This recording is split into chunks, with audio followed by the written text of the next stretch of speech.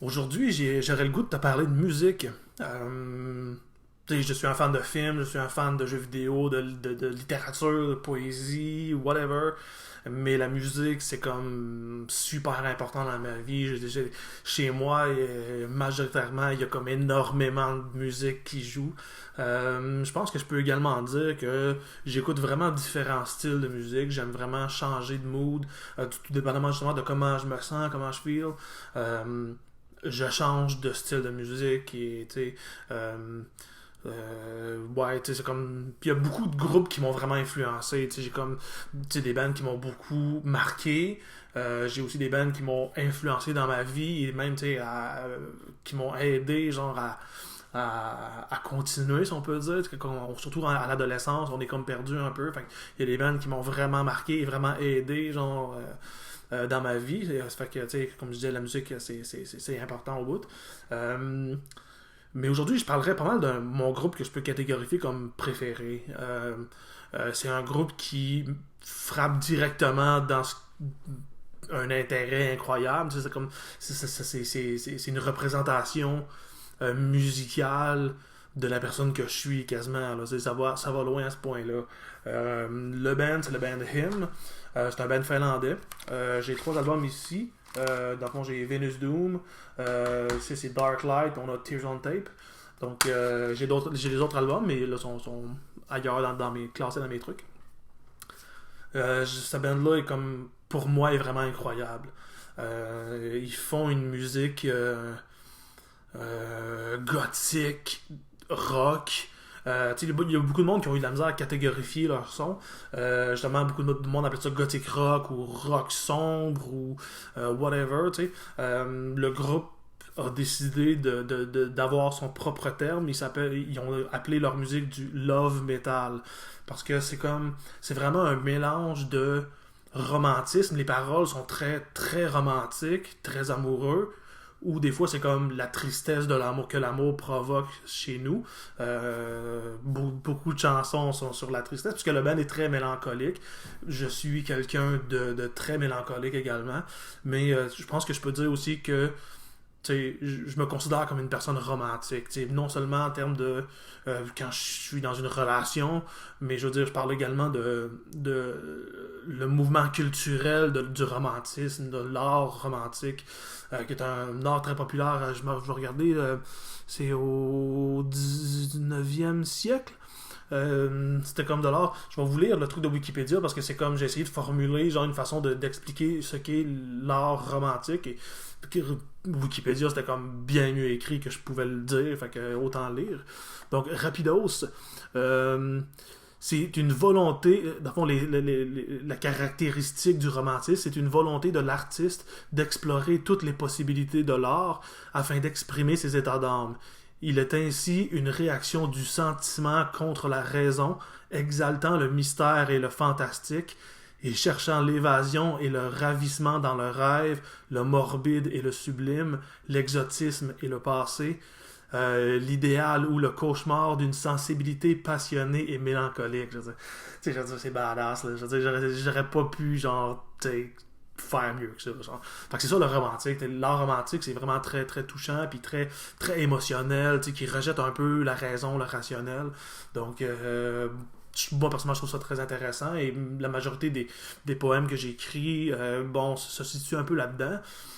Puis comme je dis, bon, le band est très, tu sais, la Finlande, comme Ville Valo l'a dit à plusieurs reprises, ils ont une tradition dans leur art qui c'est très mélancolique, donc eux autres aussi transmettre ça, bon, ça me parle aussi.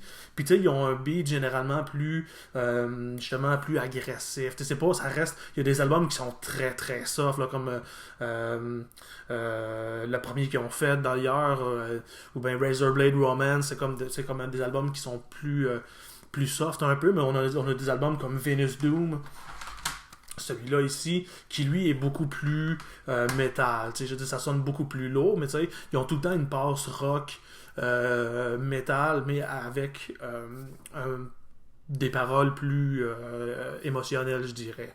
dans le fond. Fait que c'est un band qui est parti vraiment très tôt. Je pense qu'ils ont commencé en 99, quelque chose comme ça. Malheureusement, le band n'existe plus. Ils se sont séparés. Puis ils se sont séparés pas longtemps après que je les ai connus. Puis c'est vraiment weird parce que le nombre de fois que ça m'est arrivé de connaître un band, puis d'acheter l'album, puis de triper sur eux autres, le nombre de bands qui se sont séparés, genre, tu sais, mettons un mois après que je les connaisse, là, ça n'a aucun sens. À quel point que ça m'arrive souvent, genre. Mais Im fait partie un peu de ça, quoi que ça a pris, genre, peut-être plus 6 mois, genre. Je les ai connus vraiment sur le tard. Mais mon Dieu, ça me touche vraiment leur musique. Je trouve ça vraiment, tu sais, je trouve que ça fait élégant aussi, ça fait très tourmenté, puis poétique à l'os, là. Fait que, tu sais, ça me parle vraiment. Un des facteurs très importants aussi du band, d'ailleurs, ben, je l'ai pas dit, mais Him, pourquoi il s'appelle Him? Ben, c'est H-I-M. Dans le fond, c'est qu'au départ, le band s'appelait His Infernal Majesty. Donc, ça voulait dire Sa Majesté infernale. Donc, c'était plus intense. Là, ils ont raccourci ça à juste H-I-M, qui est comme l'acronyme. Dans le fond, c'est comme le début de chaque mot.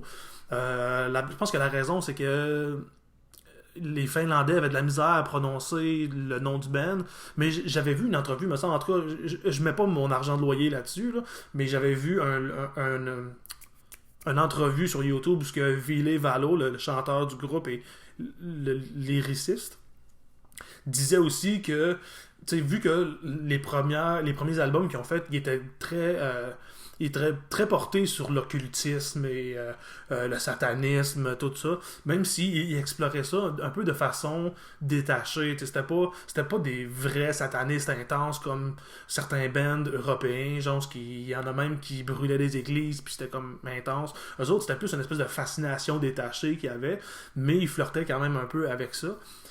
Puis j'avais vu en entrevue justement que le band avait reçu des messages d'occultistes qui appréciaient pas le nom du band, fait qu'ils ont décidé de rapprocher ça, on peut dire pas rapprocher, mais genre de raccourcir, hein, c'est ça.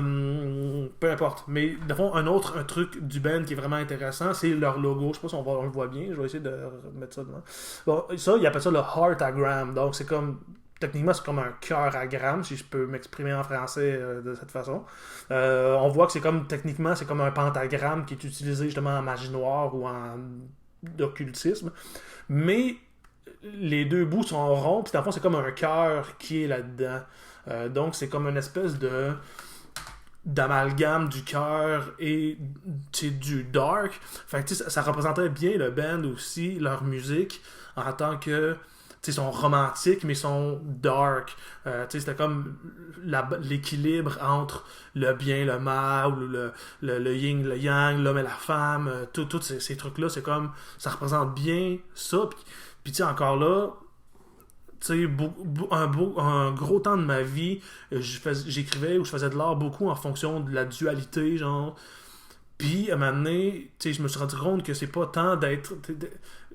oui, la dualité m'intéressait, mais ce qui est intéressant, puis ce que j'essaie de faire dans ma vie, c'est d'être équilibré, d'avoir une certaine balance. C'est super difficile, puis bon, même en ce moment, c'est pas évident. Mais l'équilibre, c'est ça qu'on doit atteindre, puis ça, selon moi, ça représente un peu ça aussi, comme c'est l'équilibre entre deux extrêmes, si on peut dire. Et ça représente bien leur musique justement parce qu'ils ont un côté amoureux, sentimental, mélancolique versus des trucs un petit peu plus dark. Genre. Fait que super gros band. Ils ont été très populaires aussi. Je le recommande vraiment énormément. La première chanson que j'ai entendue d'eux, c'est une chanson justement sur l'album Dark Light qui était Vampire Heart. J'ai entendu cette tune-là parce qu'en fait je voulais me faire à l'époque une espèce de compilation de tunes de vampires. Parce que je passe des phases dans ma vie où des fois, mettons, j'écoute juste des films de vampires. Puis après ça, j'écoute juste des slashers. Après ça, j'écoute juste des films noirs. T'sais, ça va tout le temps par phase. Hein. Puis là, j'avais une phase vampire intense. Fait que je me cherchais des tunes genre vampiriques à écouter. Fait que comme il y avait la bande sonore de Queen of the Damned qui était par Jonathan Davis. Puis comme j'écoutais, je me trouvais des tunes de même. Genre, puis à un moment donné, j'ai tombé là-dessus. Genre Vampire Heart de Him. J'avais entendu parler de Him, mais tu sais... pas plus que ça. J'ai écouté la tune, j'ai fait, oh mon Dieu, ce que c'était toute ma vie, là, c'est comme j'ai besoin de ça. Après ça, j'ai écouté une autre chanson sur le même album, c'était Under the Rose.